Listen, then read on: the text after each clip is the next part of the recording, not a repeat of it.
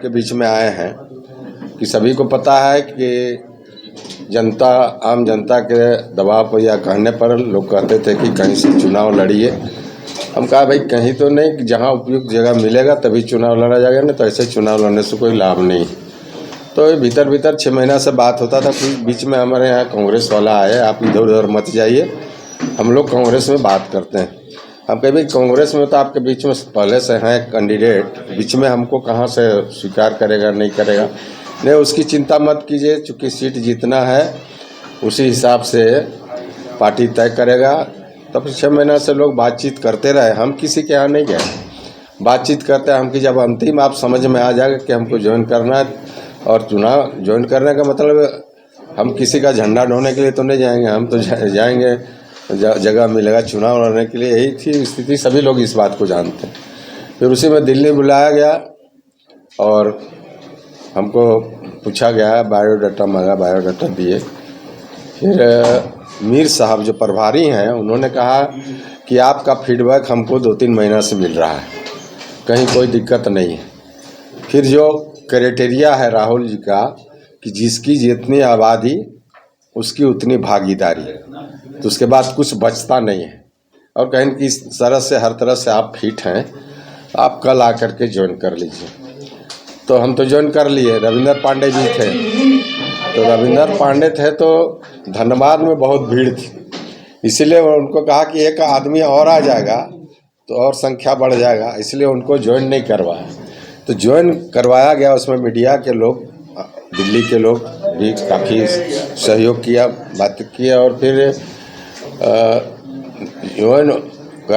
Join जब करवाया गया तो सभी लोग आश्वस्त हो गए।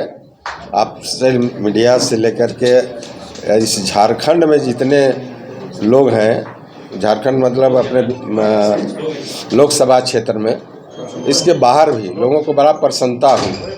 और ऐसा माहौल, हम चुनाव बहुत लड़े मगर ऐसा माहौल नहीं देखे थे।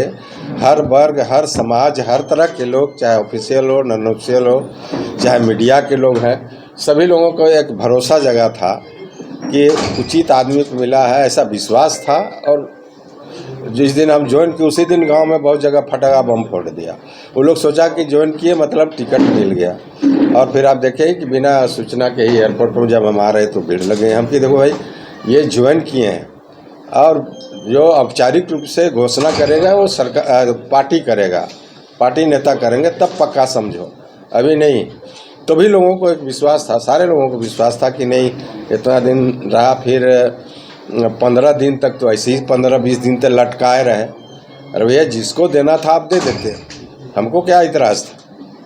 तो वो न करके ज़्यादा दिन लटकाए रहे, और बीच में जो रिजल्ट हुआ सो देखे ही।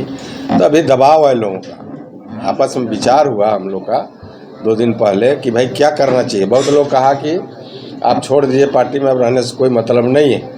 तो हम कहा कि नहीं, अकेले मन से तो हम नहीं छोड़ेंगे, सारे लोगों को बुला के अपने जो समर्थक हैं उसके बीच में बात होगी, सबका राय बनेगा, वही करेंगे। तो फिर सारे लोग आए, एक स्वर से सारे लोग कहा कि नहीं, जब पार्टी ने ऐसा बेइज्जत किया है तो वहाँ रहने की कोई ज़रूरत नहीं। तब फिर हमने वहाँ घोषणा सभी लोगों ने पारित किया। उसी संदर्भ में, चूँकि वहाँ भी इसी तरह का प्रेस के बीच में ही हम कोई सदस्यता नहीं लिए थे, प्रेस के बीच में ही ज्वाइन किए थे, इसलिए हम मतलब प्रेस कॉन्फ्रेंस करके ही हम पार्टी से हट जाएंगे। तो आज आप लोग के सामने ये घोषणा कर रहे हैं कि हम जो कांग्रेस में गए थे वो कांग्रेस से वापस लेते हैं और कांग्रेस छोड़ते हैं। ये घोषणा हम आपके बीच में करने आए हैं। और बाकी जो स्थिति है, अभी कैंडिडेट लोगों के बारे में बहुत पूछते हैं। कभी कोई सोचा था नहीं, राष्ट्रीय पार्टी को पता नहीं, झारखंड में समझता है कि सब बिकाऊ लोग हैं और भेड़ बकरी हैं, जिसको चाहो टिकट दे दो वो निकल जाएगा। वैसा नहीं है। अब झारखंड के लोग, नौजवान सोचने लगे हैं अपना अधिकार को जानने के लिए। और आप ना जातीय समीकरण रख रहे हैं, इतना बड़ा ओबीसी का क्षेत्र है, सदान है, और आदिवासी मूलवासी की बात करते हैं, बड़े बड़े भाषणों में बोलते हैं नेता। आज के क्या किया दोनों पार्टी, दोनों राष्ट्रीय पार्टी ने यहाँ के लोगों को धोखा दिया है। इसलिए अभी बहुत स्थिति विकट है, लोग डिसाइड नहीं कर पा रहे हैं। और इतना आक्रोश है लोग कि बहुत से लोग, अब देखिए कितना % पोल हो पाएगा। बहुत से लोग नोटा में वोट देंगे, बहुत से लोग वोट देने नहीं जाएंगे। यही स्थिति यहाँ पैदा हो गया है।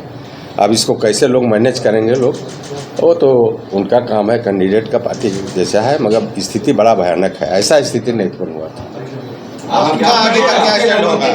चुनाव लड़ेंगे या फिर नहीं, अभी तक हमको कोई चुनाव लड़ने का अभी हम लोगों ने फैसला नहीं लिया है।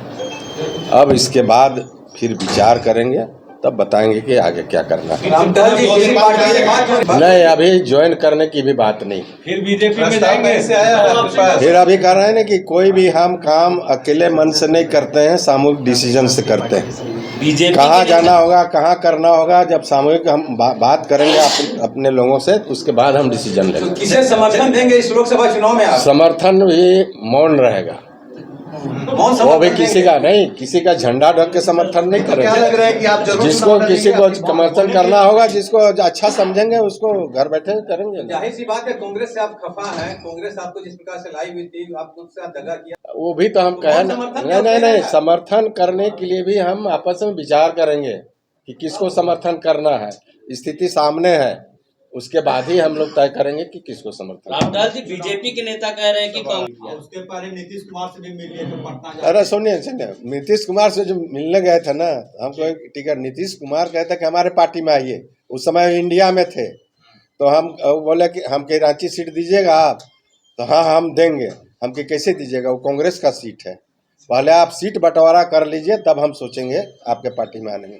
ऐसे आपका कोई जनाधार नहीं है, सारी बात हुई थी। यही जब बात चल रही है ना, यही जब बात चल रही थी, तब कांग्रेस वाले कहे कि आप इधर उधर मत जाइए। हम लोग बात करते हैं कांग्रेस से, और बिल्कुल गुप्त रूप से वो लोग बात करते रहा कि कोई प्रचार नहीं किया, और जाके अंतिम में ये बात आई।